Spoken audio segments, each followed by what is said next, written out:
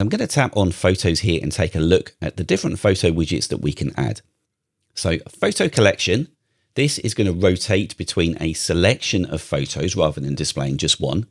So this means there are different configuration options now along here because it's a different type of widget.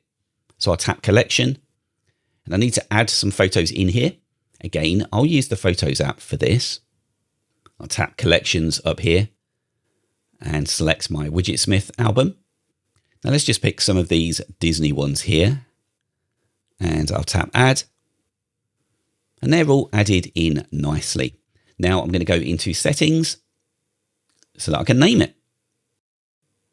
Okay, now I'm going to show how to add this widget again, but it's the only time in the video I'm going to do this, just to save some time because we're going to be doing this quite often.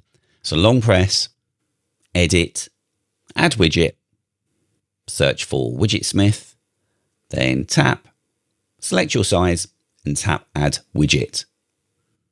We need to tap choose to select the widget that we want, and we can see my new Disney Photos one is there. And now when I tap done, this widget is going to periodically rotate between that collection of photos. Okay, we're back in our widgets tab now. And if you want to manually delete one widget, just swipe to the left and you can delete from there. I'm going to tap on this one though, because we'll use it to look at some of the other photo options we have. So photos in album here, this allows you to choose a specific album in photos to display pictures from. It's got my favorites chosen, but as I swipe, you can see the photo albums that I have in photos are all listed here because I gave it access. Now, if you choose this option, it is important to note that if I go to filter, because of the changes mentioned there, David has had to disable filters for album widgets running on 15 Pros or anything above iOS 17.2 for now. But this is one of the things that I love about this developer because he's always in constant contact about how the app is running and what he's got planned. Okay, most recent in album will always show the most recent photo in an album that you choose. And photo locket, this is a lovely widget. I'm going to tap here to select a photo. And here we have one of my favorite photos of my girls at Christmas.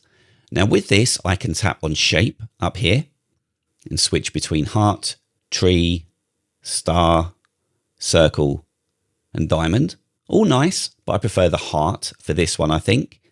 And you can also apply a filter here, as you can with almost all of the photo widgets that you set up. Then I'll tap save. And I've got a nice locket widget there that I can place.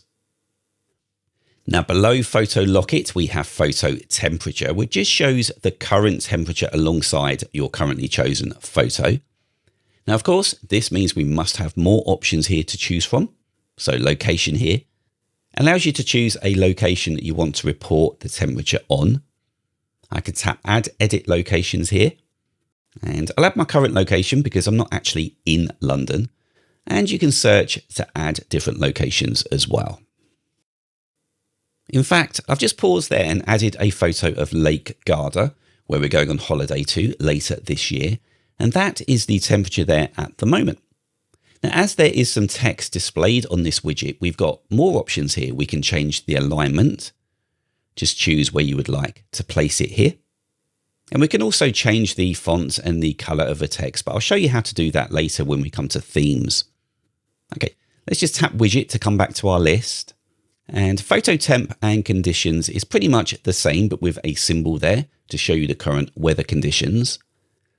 Now on this day, I think I remember hearing on a podcast somewhere, this is the most popular widget that's used, which makes sense because we all love to know what happened on this day in the past and see it in a photo.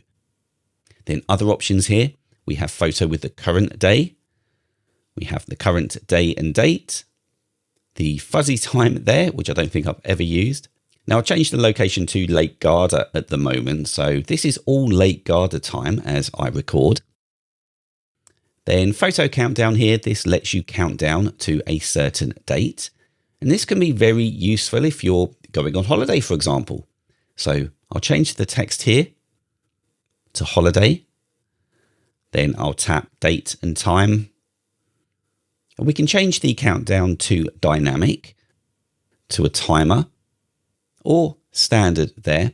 Now I'm going to tap choose from calendar because this is going to look at my calendar and I can go to a date when we're planning on leaving.